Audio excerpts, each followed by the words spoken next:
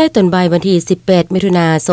2025สาพันธ์กรรมบาลแขวงน้ำโดยสหายโกใส่สมบัติกรรมการพรรคแขวงประธานสาพันธ์กรรมบาลแขวงบริกรรมใส่พร้อมโดยผู้เรียนสมบูรณ์จากสาพันธ์กรรมบาลเมืองเลขาหักฐานหน่วยหักฐานภายในการกรมกององค์การจัดตั้งออมข้างแขวงได้พร้อมกันเข้าวางกระตายดอกไม้จุอนุสาวรีย์ทานสีสมพรโลวันไซ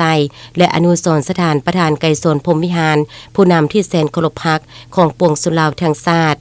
จุดประสงค์ในการเข้าวางกระตาดอกไม้อยู่2จุดดังกล่าวในครั้งนี้ก็เพื่อเป็นการกะเกียมให้แก่การดำเนินกองประชุมใหญ่ของคณะบริหารงานสาพันธ์กรรมบาลแขวงบริกรรมไซครั้งที่8ที่จะไขขึ้นในวันที่19มิถุนายน2025นี้ให้เป็นขบวนการฝึกฟื้นและมีผลสำเร็จตามคาดหมายที่วางไว้ทั้งเป็นการแสดงถึงความเคารพรักความกตัญญูบุญ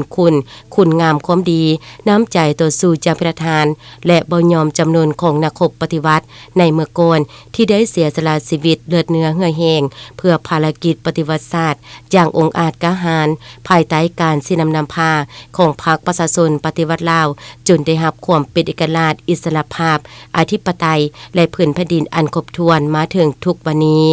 จากนั้นคณะดังกล่าวยังได้สืบต่อเข้าร่วมประชุมอยู่ที่สโมสรใหญ่ของกองบัญชาการปกสแขวงเพื่อรับฟังการขึ้นผ่านระเบียบการต่างๆในวาระดำเนินกองประชุมเพื่อความเป็นเอกภาพแก่ผู้แทนสมบูรณ์พร้อมกันจะตั้งปฏิบัติแน่ใจเห็นให้การดำเนินกองประชุมใหญ่ของคณะบริหารงานสาพันธ์กรรมบาลแขวงครั้งที่8ได้ดำเนินไปด้วยผลสำเร็จอย่างจบงาม